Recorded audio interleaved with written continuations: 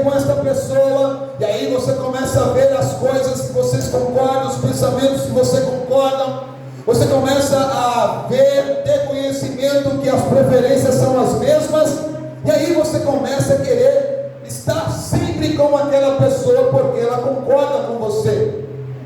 Só que viver desta forma é muito fácil, é maravilhoso, mas sempre vai existir um ponto, sempre vai existir um comportamento, sempre vai existir um pensamento, uma preferência que vai ter discordância. E quando houver esta discordância, qual deve ser o nosso comportamento? O comportamento de rejeição, o comportamento de desprezo, o comportamento a qual a gente venha levar aquela pessoa a se entristecer e perder o vínculo de amizade, principalmente de comunhão? A resposta é simples: não. Só que quando nós vamos ler acerca deste capítulo, nós vamos ver Jesus dizendo que à medida em que a gente julgar, nós também seremos julgados. Então nós temos que ter esta maturidade, porque nós somos cristãos, porque nós somos templo e morada do Espírito Santo. Eu tenho que estar aberto nesta noite para ser julgado por cada um de vocês aqui, não pela minha aparência, mas por toda a palavra que é dita em nome do Senhor.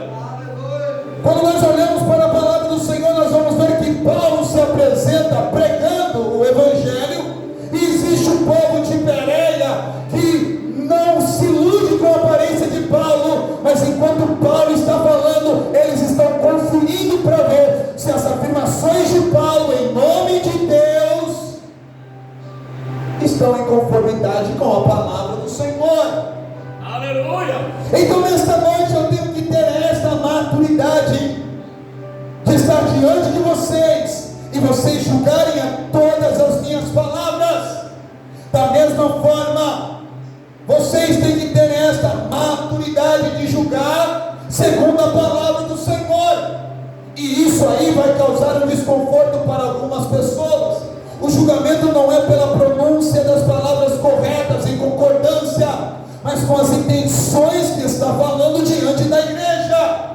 E como eu já disse aqui por várias e várias vezes, em primeiro lugar nós temos que se preocupar por estar perante ao Senhor e não perante a igreja.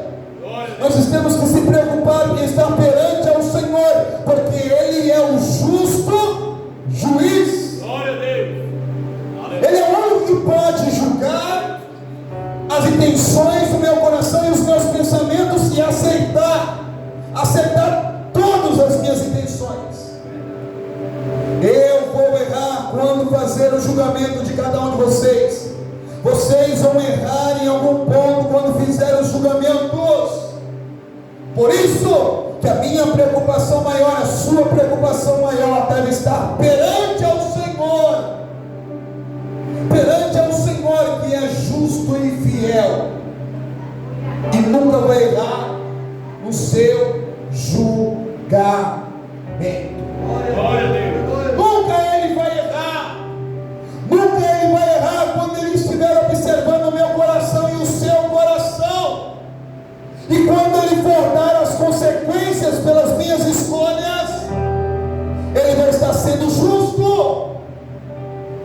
Todas as vezes que Deus me der as consequências das minhas escolhas, e quando eu cair nelas, Ele vai manifestar a sua misericórdia, estender a sua mão e me levantar e fazer com que eu permaneça olhando para Ele, que é o único que zela das nossas vidas, que zela da minha vida e da sua vida, da vida de